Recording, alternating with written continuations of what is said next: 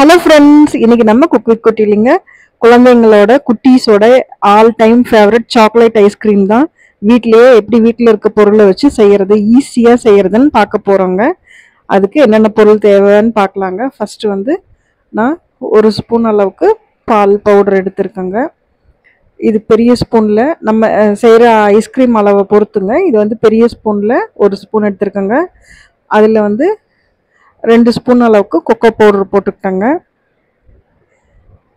அப்புறம் வந்து இது கூட வந்து கார்ன்ஃப்ளவர் மாவு வந்து 2 ஸ்பூன் போட்டிருக்கேங்க.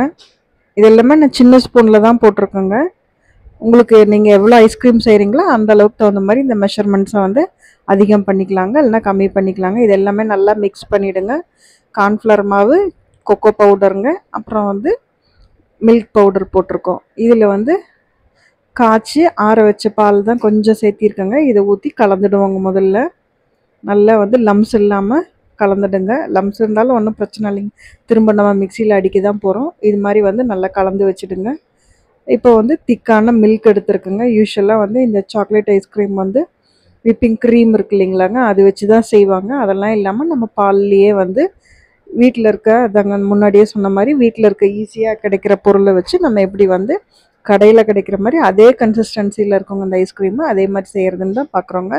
இப்போ நம்ம கலந்து வச்ச மிக்சரை வந்து பால் நல்லா திக் மில்க் தான் எடுத்திருக்கேங்க. நான் 1/2 லிட்டர் திக் மில்க்குங்க இது.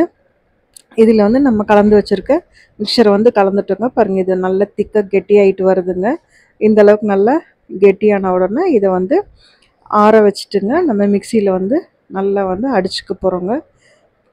ஸ்டவ்வை வந்து ரொம்ப வந்து ஹை ஃப்ளேமில் வச்சுன்னா சீக்கிரமாக இது கட்டி ஆகிடுங்க. அதனால் இது பாருங்கள், இந்த அளவுக்கு திக்கானா போதுங்க. இதை வந்து நல்லா இப்போ வேறு வெசலில் மாற்றிட்டு ஆற வச்சுக்கலாங்க.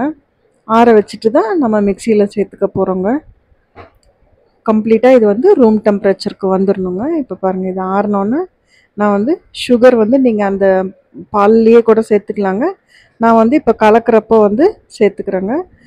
இதுக்கு வந்து ஒரு 4 ஸ்பூன் அளவுக்கு சுகர் சேர்த்துருக்குங்க. அப்புறம் ஒரு 2 ஸ்பூன் அளவுக்கு திக் க்ரீம் சேர்த்துக்கிறேங்க. க்ரீம் வந்து ஆப்ஷனல் தான், ஆனால் இது போட்டு செஞ்சாலும் நல்லாயிருக்குங்க. உங்களுக்கு தேவைப்பட்டால் கண்டன்ஸ் மில்க் கூட 1 ஸ்பூனோ 2 ஸ்பூனோ சேர்த்துக்கலாங்க. இப்போ நம்ம ஆறின வச்சு அந்த கொக்கோ மிக்சர் இருக்கு இல்லைங்களா, கொக்கோ மில்க் அந்த மிக்சரை வந்து மிக்சியில் போட்டு நல்லா வந்து பீட் பண்ணிட்டோங்க. இது பாருங்க, நல்லமாக பொங்கி வர மாதிரி நல்லா அடிச்சிட்டுங்க. இதை வந்து ஃப்ரிட்ஜில் வந்து வச்சு நம்ம வந்து ஒரு 2 மணி நேரம் ஃபஸ்ட்டு வந்து நல்லா வந்து இதை டைட்டாக சீல் பண்ணிவிட்டுங்க 2 மணி நேரம் ஃப்ரீசரில் வச்சு இதை செட் பண்ணிக்க போகிறோங்க. இது மாதிரி பாருங்கள், நல்லா ஷீல்டு பேப்பர் போட்டு கவர் பண்ணிவிட்டு இதை வந்து வச்சுக்கோங்க. இல்லை நீங்கள் வந்து ஒரு பிளாஸ்டிக் பாக்ஸில் போட்டுட்டு கூட நல்லா ஏர்டைட் பாக்ஸில் மூடி கூட வச்சுக்கலாங்க. ஃபஸ்ட்டு வந்து ஒரு 2 ஹவர்ஸ் தான் செட் பண்ணுறோங்க. 2 ஹவர்ஸில் பாருங்கள் இந்த மாதிரி வந்து செட் ஆகி வந்திருக்குங்க. கொஞ்சம் கொல கொலனும் கொஞ்சம் வந்து ஐஸ் ஆன மாதிரியும் இருக்குங்க. இதை வந்து நம்ம ஒரு தடவை திரும்ப வந்து மிக்சியில் போட்டு நல்லா இன்னொரு தடவை பீட் பண்ணிக்கிறோங்க.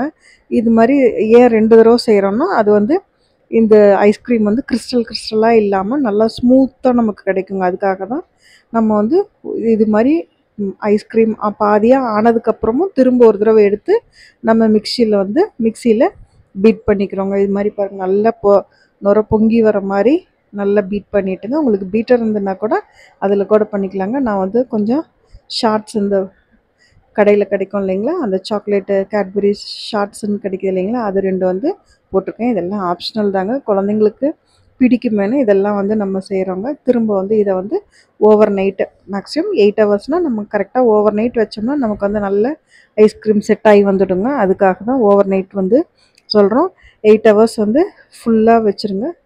அடுத்த நாள் பாருங்கள் எப்படி செட் ஆகிருக்கு நம்ம சாக்லேட் ஐஸ்கிரீம்னு பார்க்கலாம். கடையில் மட்டுமே போய் நிறைய காசு கொடுத்து வாங்குவாங்க. கண்டிப்பாக அதில் வந்து ப்ரிசர்வேட்டிவ்ஸ் எடுத்துருப்பாங்க. அதே மாதிரி இந்த ஃபேட் நிறைய சேர்த்துறதுக்காக ஃபேட்லாம் போட்டிருப்பாங்க.